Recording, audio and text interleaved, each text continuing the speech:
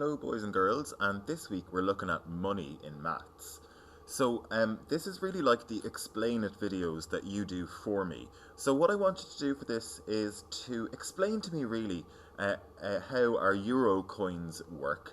So maybe the first thing you could tell me is how many euro coins do we actually have? So count them up and see, these are all the euro coins that we have. Now your first task is to show me how many ways can you make up 50 cents? And you're kind of thinking, well, what I'll do is I'll just give you a 50-cent coin and we've made up 50 cents. But I can of course use my other coins to make up 50 cents as well if I don't have a 50-cent coin to hand. So what I want you to do is show me different ways to make up 50 cents, whether on video or you could take a photograph of your work either. Or you could just practice at home, no problem. So here's one way I'm going to make up 50 cents. I'm going to use 20 cents, another 20 cents, so that's 40 cents. So 2 plus 2 is 4, 20 plus 20 is 40, and then another 10 cents will give me 50 cents altogether. So I've made up 50 cents using 3 coins here. Let's see, can I make up 50 cents another way? Yes, I can.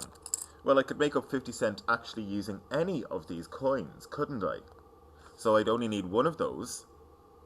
I need 2 20s and a 10, as I've just done, so you can't just use 20s to make up a 50. What about just using 10-cent coins then? Well, let's see. 10, 20, 30, 40, 50. So I can make up 50 cents using 5 10-cent coins. 10 multiplied by 5 is 50. So 50 cents here. If I needed 5 10-cent coins to make up 50 cents, how many 5-cent coins would I need to make up the same amount? So 5 multiplied by what equals 50? Think about it that way. Like that, how many 2-cent coins would I need to make up 50 cents? And it's exactly half that, isn't it? So what's half of 50? And that's how many coins you'd need in 2 cents to make up 50 cents. And of course, if I have 1 cent, I would need actually 50 of those 50 1-cent coins to make up 50 cents. And of course, the shopkeeper won't be very happy with you if you hand in 50 1-cent coins, but of course you'd be perfectly within your rights to do so. Okay, so the second part of this then, there's another 3 questions here. They're very simple.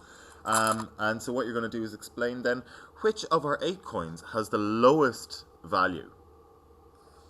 The second question then, which coin has the highest value? And bear in mind, we're talking about coins. I know there is a 500 euro banknote, but we're talking about coins here. So what's the largest, or the coin with the highest value?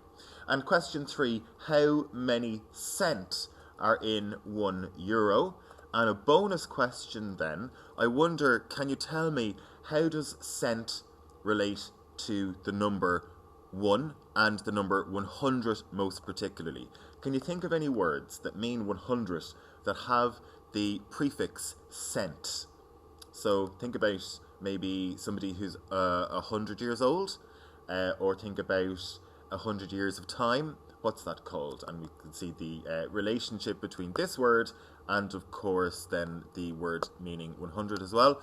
And like that, we didn't always have cent or euro. We used to have, I can't even remember, pence and pounds.